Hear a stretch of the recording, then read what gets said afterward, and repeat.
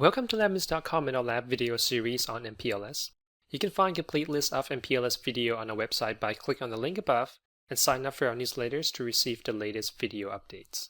Our last video looked at how to reroute traffic around a link failure over Mpls TE tunnel with link protection. This time around we're going to deal with a node failure, although the concept is very similar. But you see that it's actually a little trickier with node failure, as the PLR or point of local repair router does not know by default what Mpls labeled their merge point or MP router expects to receive in the backup tunnel, since the MP router will be located 2 hops away from the PLR router. So that label will be an extra piece of information that needs to be communicated back from the MP router back to the PLR as part of the Rsvp message. Okay, so this video we're going to look at the fast reroute in the context of node protection. So we're going to be configuring a next hop or an hop tunnel, as opposed to a n-hop or next hop tunnel if you were to deal with a link protection just like what we saw in our last video. As I was preparing for this lab, I kind of run into some issues with the compatibility between the router that we were using and the features. So as a last resort, in this lab we're going to be running off of a GNS3. So with our physical topology, you will see there's a slight difference if you compare that from our previous videos. Although the topology looks pretty much the same, but you can see that the interface numbering is slightly different, and that's because we use the router that's available. Specifically, there are 7200s that's available on the GNS3, but for the most part, the topology looks pretty much the same. Here we have a 7 router, R1 through R7, with the R2, R3, R4, and R5 connected across 0 point-to-point links, while the router R1, R3, and R2, R7 are connected back-to-back, and R1 and R6 are connected across our VLAN 16. Okay, again, all the IP addresses and everything remains pretty much the same. It's just interface number that's going to look a little different. Now for our layer 3 topology, we still have our Mpls core that's been enabled with the Mpls traffic engineering at the middle within the orange circle. And we're going to be using the loopback 10 through 12 on the router R6 and R7 as our test network. And what we're going to be configuring is a tunnel number 1 that extends from R1 through R2 with the path that goes through R3 and R5, and we're going to treat R5 as a node that needs protection. So here we're going to be rerouting traffic at the router R3, so R3 is going to be our PLR router. So the backup tunnel is going to go from R3, R4, and then to R2, as shown in this green line right here, where R2 is going to be our MP or merge point router. The for lab scenario is just like what I just described, which is that we need to configure the backup tunnel that will reroute traffic around the router R5, which is our protected node in the case of the node failure. Okay, so first we need to create a Mpls TE tunnel number 1 that goes from R1 to R2, and the tunnel is going to have a bandwidth of 300 kbps with the explicit path that goes from R1, R3, R5, and R2, and we're going to be using auto route announce for our traffic forwarding. And then before we do anything else, we're going to reload the router R5 while pinging from the R6 to R7 loopback 10, and then we're going to note the number of packet loss. Okay, so going back to our diagram real quick, so what we're going to do is basically configuring this red line right here that represents tunnel 1. Okay, so configurations start at the router R1, first with the IP explicit path, and the name we're going to choose is R1352 to reflect the actual path that the tunnel is going to take.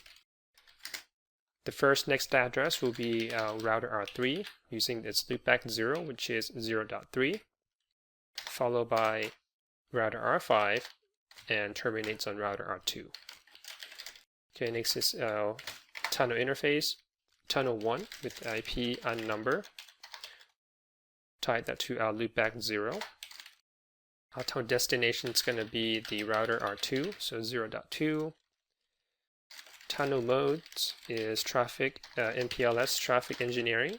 Before you can do anything else, you have to switch the tunnel mode to traffic engineering, and then under tunnel Mpls traffic engineering, you can do auto route announce, then tunnel Mpls traffic engineering. Next, set the bandwidth 300 kbps. And then ties the tunnel to the explicit path that we have already defined.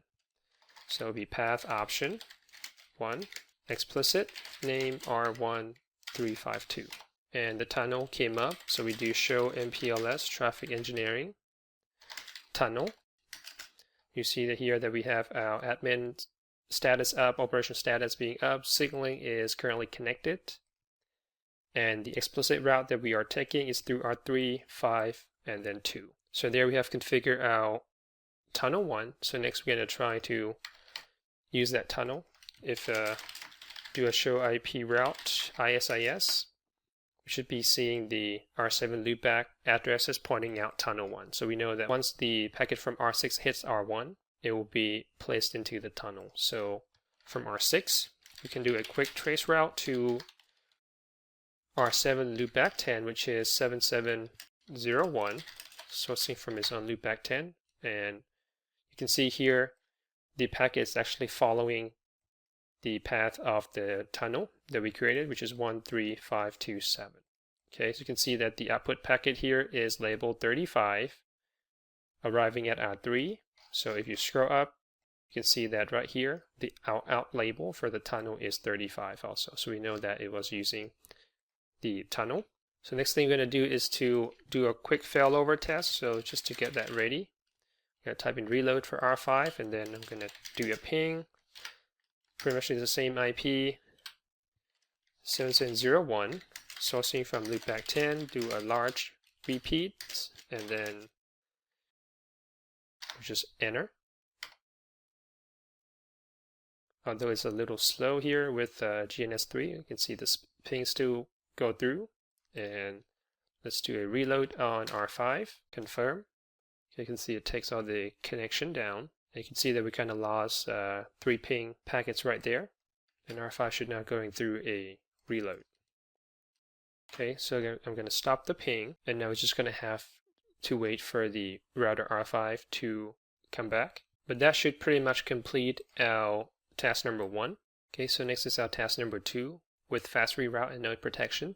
Next, we need to configure a backup tunnel from R3 to R2 to protect against R5 failure using the following parameters, and that would be the tunnel number 342 with the tunnel bandwidth of 500 kbps, and the explicit path we want the tunnel to go through R4 and then to R2. Okay, then we need to configure R1 to utilize the backup tunnel, and then we're going to rerun our failover test one more time.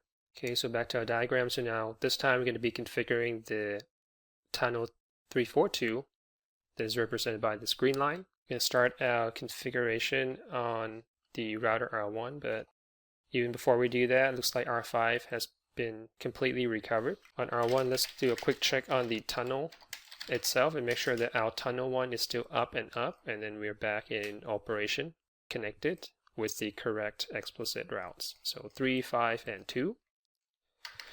So now we're going to configure the tunnel to get ready to utilize that backup tunnel, and the command you need for that is tunnel Mpls, traffic engineering, fast reroute. Since we're dealing with a node protection here, we have to specify a node protect. Okay, and what that's going to do is to set a flag on the path message that R1's going to send downstream to let the router in the path know that this particular router is requesting for a node protection. Okay, which we'll see in a second when we run the debug message. And then before having a backup tunnel, let's do a quick trace route on R1. So you can see that these are the label that R1 is currently using as the packet arrives at the router R2. There's actually no label. So R2 must have signaled a implicit null label to R5. Okay, right there. So when R5 sends the packet to R2, the packet doesn't contain any label. Okay, so the goal for us here is to have R3, when R3 forward reroute the packet over the backup tunnel, we want the packets that's coming from R3, R4, and then R4 to R2 to also not being labeled. Okay, so the packet itself should not be any different when it's received by R2. The only difference is going to be that instead of the packet coming into the interface 2.1, it's going to be coming in while the backup tunnel is running into the interface 0.2.0, and that should be the only difference that R2 is seeing. Okay, but obviously R3, since R3 is 2 hops away from R2, R3 has no idea that R2 is expecting a implicit null or node label for the packet. So somehow R2 is going to have to communicate that information to R3, so when R3 kind of push that packet into the backup tunnel, it knows exactly what label that has to use for that packet. All right, so next let's go ahead and configure the tunnel 342 on R3. That's going to take a path through R4. So on R3, first define our explicit path name, and we can just call this one exclude R5. And there's actually two ways of doing this. You can explicitly define using the next address command that we usually use, or we can also use an exclude address command and then basically exclude the R5 loopback IP completely, and that way that it doesn't matter what path the backup tunnel is going to take, it would not go through R5. But since what we have here in our topology, the path through R4 is the only viable options, then we can try to do the exclude address version of that, and then we know that the tunnel is going to take the path through R4. Okay, but both methods will work just fine, whether it's using the next address or exclude address. Next, we define our interface tunnel 342. Again, always reference the IP to the loopback 0, and then our tunnel destination going to be our router R2, tunnel mode, Mpls, traffic engineering, Mpls traffic engineering bandwidth, so it can be 500 kbps, and then we type that to the explicit path with the path option. Number 1, type explicit with the name of exclude R5. Okay, before I next define which interface is going to be protected, let me run a quick debug IP Rsvp, and then we're just going to dump all the Rsvp messages so we can see the content of the packet. And then since the backup tunnel is going to be protecting R5, we're going to have to apply that to the link that points toward R5, which is our serial 21. Okay, looks like there's a bunch of Rsvp messages that's being output already. So now we're going to do Mpls traffic engineering. Command is backup path, and we're going to tell it to use the tunnel 342. Okay, make some white space so we can see the message. There you go. We're just going to let it run for a little bit, and then we're going to review the debug messages. Okay, so that should do it. Now let's go back to even before we issue the command right here. So even before that, let's see what the router 3 was seeing. So let's just go from top to bottom real quick. So here we have some incoming Rsv message from R2 that's coming through R5. And there's not much to see right there. It's just a regular Rsv message. And once the R3 received that, it forward that to R1. And then we also have an outgoing path message from, looks like R3 going to R2. And this is, I believe, the tunnel 342 that we have it routed through R4. And then we receive an incoming Rsv in response to the path message earlier for the backup tunnel. Okay, and here we also have an outgoing path message. This time it's coming from R1 towards R2. So R1 receives the path message and then forward it to R2 through the router R5. You can see the tunnel ID is 1. So that's coming from R1. And you can see this flag attributes right here. So obviously R1 has requested for the local protection. So that's why the flag for local protect is desired. It's asked for label recordings because it needs to know the label information. And right there, this is not just any local protection. It's also specified that it's also need a node protection. And this is set through the node protect option that we have entered as part of the fast reroute command. Okay, so that is being communicated downstream from the R1 to R2. And obviously R3 saw those. And I believe this is the same old message. So let me fast forward that a little bit to where we enter the backup path tunnel command to protect the link towards R5. So when we did the command, another outgoing or another path message was sent to R4 to the R2. And right here, we're still continuously receiving the path message from the router R1, again without the flags. And this time with the outgoing Rsv message from R3 back to R1, you can see that right here.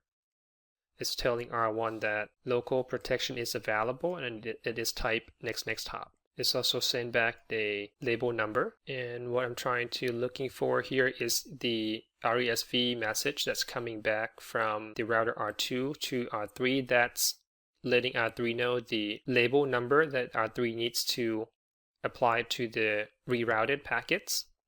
So let me see if we can try to find that. So here we have incoming Rsvp, but that's for tunnel 1. So that's not what we're looking for. Okay, so right here we have an incoming Rsvp, but this is for the tunnel or backup tunnel 342. And what we're looking for is the label number. Don't seems to find that. So it looks like we're not quite seeing that. So let's do a show command. So do show Mpls traffic engineering tunnel. So here we have our backup tunnel 342 with the out label of 35. That's going to be leaving serial 20. So that would be towards 4.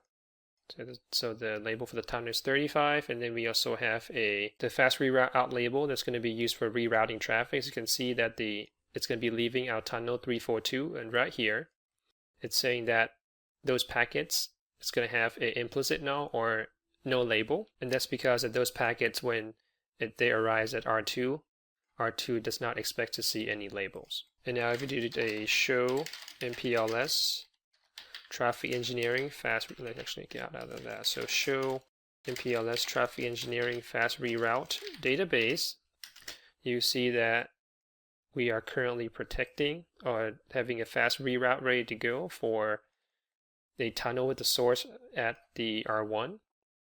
That's going to have a input Mpls label of 36, and normally we'll go out a serial 21 right here to R5 with a label of 36, but when it gets switched into our backup tunnel 342, that packet's going to contain no label because we have an implicit null right there, and status right now is ready. Okay, so if you do a show command, same show command with the detail, you see that we have one protected interface, which is the interface pointing to R5. Then we have one protected LSP, and that's our tunnel 1. And then we have one backup tunnel, and that's our tunnel 342. Okay, you can see all of those information, states ready to go. Same thing with the FRR out label. Okay, now if you just show Mpls traffic engineering tunnel protection, you'll see a very similar sets of show output. If you show IP, Rsvp, and fast reroute, pretty much seeing the same thing here with the tunnel bandwidth of 300K, and the backup tunnel is this, and the label is 3, which is the label number for implicit null, and the type for that is next hop for that tunnel. All right, now let's do some show commands on R1. So show Mpls traffic engineering tunnel protection.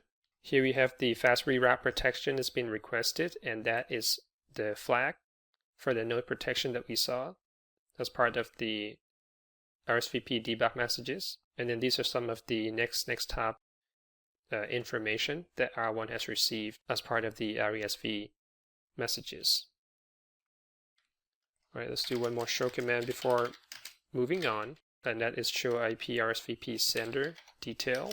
Here is just give you a little bit more information, although for the most part it's not really of much interest to us. And this just contains a bunch of output from the route record objects that the router R1 has been receiving. Okay, so now let's go ahead and do I'll repeat our failover test now that we have our backup tunnel up and running and it's currently protecting the serial 2/1. So what we're going to do, instead of reloading the router R5 just like what we did earlier, just because the way that GNS3 works, when we reload the router R5, it would not take down the interface on the R3 side. So what we're going to do to kind of force that happen, because if R3 does not see that interface goes down immediately, it would not start rerouting traffic into the backup tunnel. We're just going to basically be black holing traffic. So what we're going to have to do is to manually kind of shut down the interface 021 on the R3 side to force the failure to happen. And that's just to simulate both the link failure as well as the node failure. Okay, now on the R3, so what we're going to do is interface serial 21. Let's get ready to shut that. Going back to R6, before we shut that down, let's do one more trace routes. And you can see that currently we are going through 13527, which is the bottom path. Now let's start our ping. Okay, let it run for a second there, and then go back to our router R3 and then shut that down.